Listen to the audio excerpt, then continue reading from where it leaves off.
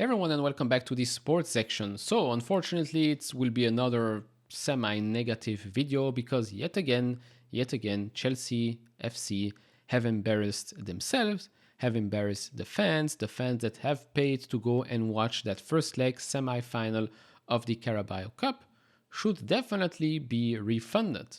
Chelsea lost 1-0 against Middlesbrough, against the team that is managed by Michael Carrick. Now, as always, we have dominated the game with regards to possession, with regards to more shots. But as always, we just can't finish. That's what she said. We just can't finish the game off. We just can't score. I mean, the three opportunities in the first half, Cole Palmer, great player, great talent. Not going to hate on him. He's been the best player for us the whole season, half a season. But you have to take those chances. If he takes those chances, we win the game, no questions asked. He has a hat-trick in the first half. Yes, the first opportunity was a mistake by Middlesbrough, but so what? So what? That's part of the game. We make mistakes, they score. So what? The criticism can only come from the other side, but not from ours? I don't get it. Again, if you look at social media conversations from Pice, Alex Goldberg, Dubois, all the common idiots, right? All the reactionary accounts, they think they're big accounts, so they have more to say than the other fans. It's always the same thing. Blaming the manager. Pochettino out. What is Pochettino doing? Again, last time I checked, Pochettino sits on the sidelines. Last time I checked, you have 11 players running on the field. So what? He gave them instructions. If they cannot carry out the basics, why is he always to blame? Right? And I mean, if it was really Pochettino's fault, how come we were one of the best teams in the Premier League in creating chances? Because if he was a bad coach and things didn't work out, we won't even be creating any chances. So again, the problem is that last thing is not on the manager.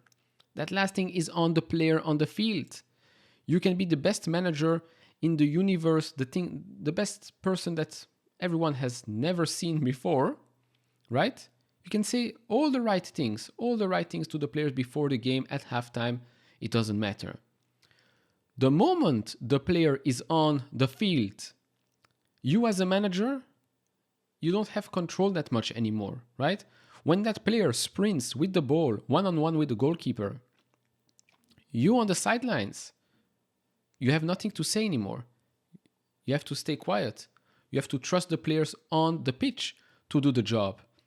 But apparently, as always, these big accounts on social media, again, I'll mention these names, Dubois, Pice, Alex Goldberg, probably some others out there as well, don't seem to understand that this is how football works. Maybe they've never played the sport.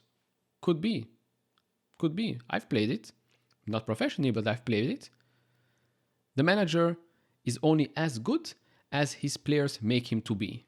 You can put Jose Mourinho in this team, he won't win shit. Put Pep, he won't win anything. Guardiola, Ferguson, Klopp, they won't win anything with this team. And I'll tell you one extra thing.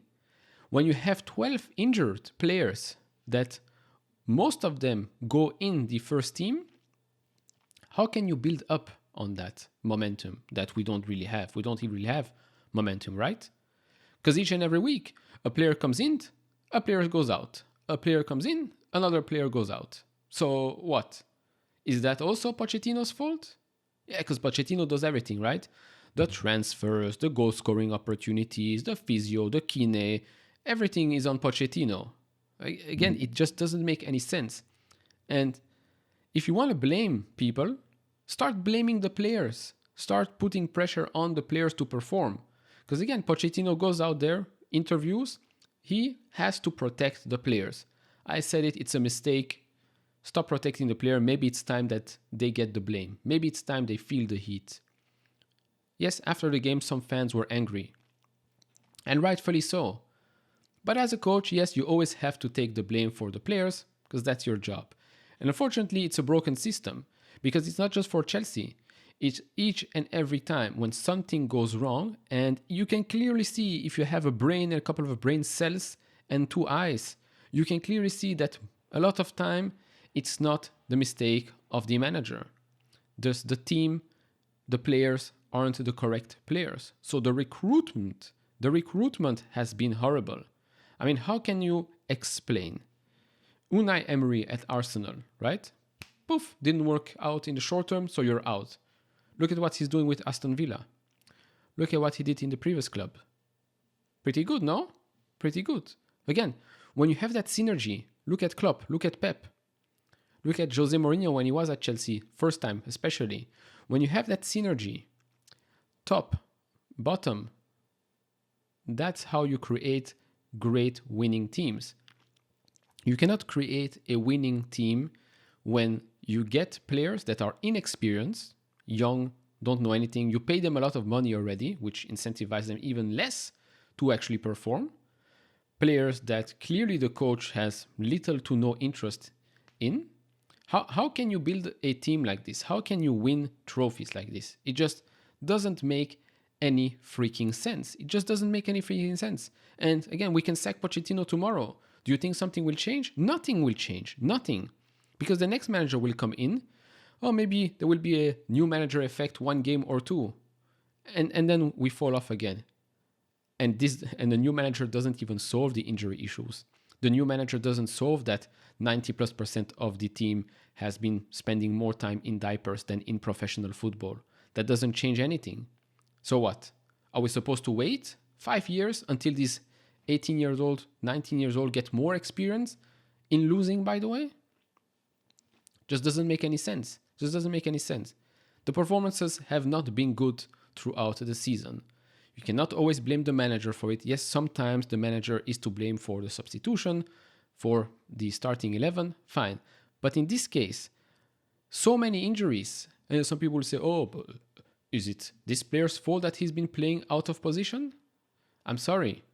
When you're a professional footballer, if you're a center back and suddenly you have to play one game or two left back, big fucking deal. Seriously, big deal. Look at the other players in other big teams. Right backs go to play left back, sometimes even midfield.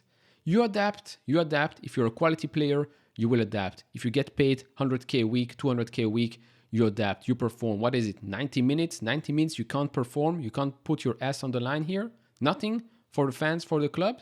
Seriously, it's a joke. It's really a joke. The standards have come down so much, and especially the standards from these young fans, these Gen Z fans that somehow think that they rule the world. You might think I'm young. I'm turning 30, so I've seen this club. The last 20 years I've been following this club.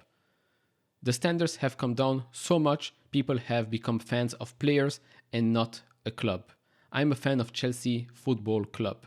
I'm not a fan of a specific player. And therefore, I will support the club. I will support the whole club, the fans, the coach.